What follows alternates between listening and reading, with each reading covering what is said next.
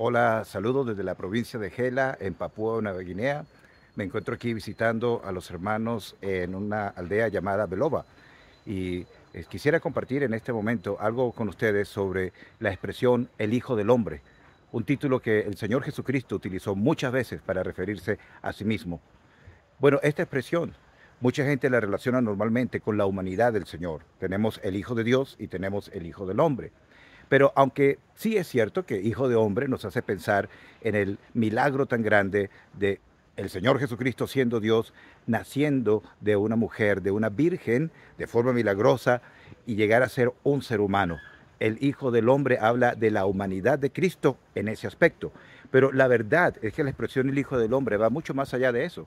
Es un título mesiánico, es decir, un título que hace referencia al Señor Jesucristo como el Mesías, como el que había sido prometido específicamente para la nación de Israel, pero también para todo el mundo, para establecer un reino específico en un momento determinado. El Hijo del Hombre entonces tiene una tremenda importancia porque nos hace pensar en el Señor Jesucristo como el ungido, el Mesías o el Cristo. Eso lo tenemos en el Antiguo Testamento, en Daniel capítulo 7. Daniel capítulo 7, muy interesante porque habla acerca de una visión que tuvo el profeta Daniel de 4 bestias. Cada una de esas 4 bestias, como ustedes a lo mejor ya saben, habla acerca de 4 imperios mundiales. El primero, el imperio babilónico, que conquistó Judá, y después de él vino el imperio Medo-Persia, durante el cual también vivió Daniel, y después de ese el imperio greco-macedónico, y después finalmente el imperio romano. Cuando Daniel en su visión ve a la 4 bestia, que representa el imperio romano, ve que ésta tiene 10 cuernos, pero también tiene un cuerno pequeño que hablaba grandes cosas. Ese cuerno pequeño habla del anticristo. Entonces, la 4 bestia habla del imperio romano que existió en aquella época, cuando el Señor Jesucristo vino al mundo, pero también esos 10 cuernos pequeños nos hablan acerca de ese cuarto imperio, el imperio romano, siendo revivido al final durante lo que se conoce como el periodo de la tribulación o la semana 70 de Daniel. Y ese cuerno pequeño que hablaba grandes cosas representa al anticristo o el príncipe que ha de venir, como se le dice en Daniel capítulo 9, en la visión de las 70 semanas. Entonces, al final, cuando la 4 bestia es destruida, hay una visión allí en Daniel capítulo 7, donde viene alguien llamado el anciano de días. Ese anciano de días está sentado y se acerca a él alguien como el Hijo del Hombre. Y el Hijo del Hombre se acerca al anciano de días y recibe de parte del anciano de días un reino que va a ser indestructible. Esa expresión entonces nos ayuda a entender lo que significa el Señor Jesucristo como el Hijo del Hombre. Ese capítulo habla claramente de uno que estaba sentado, llamado el anciano de días allí, que se acerca otro al cual se le llama el Hijo del Hombre, que se acerca para recibir el reino de parte del anciano de días. Qué figura tan hermosa de lo que encontramos que va a ocurrir al final de la tribulación, cuando finalmente los reinos de este mundo lleguen a un final y el Señor Jesucristo, el Hijo del Hombre, va a tomar el reino directamente de parte del Padre. Él va a establecer un reino que durará por 1000 años, como tenemos allí en Apocalipsis capítulo 19. Pero también sabemos que ese reino, cuando terminen esos 1000 años, va a pasar un reino eterno que no tendrá fin.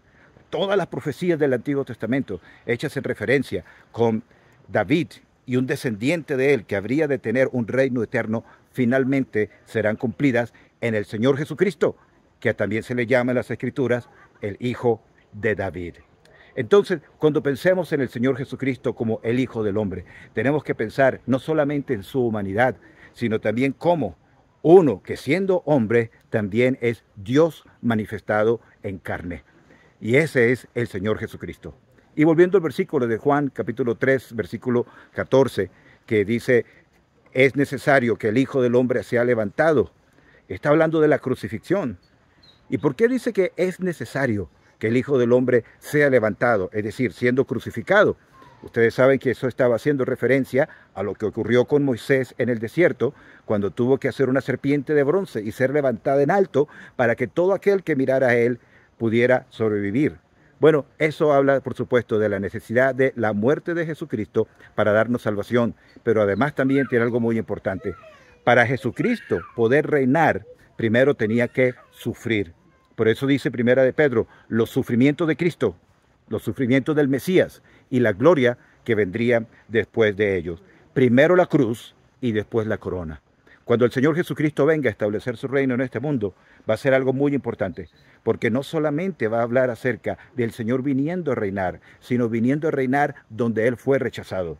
El Señor Jesucristo fue crucificado allí en las afueras de Jerusalén, pero un día, desde esa misma ciudad, Él va a establecer su reino. Era necesario que el Hijo del Hombre sea levantado. Primero la cruz y después la gloria. Hermanas y hermanos, y eso nos ayuda a pensar a nosotros también, como dice el himno que sabemos muy bien, si sufrimos aquí, reinaremos allí.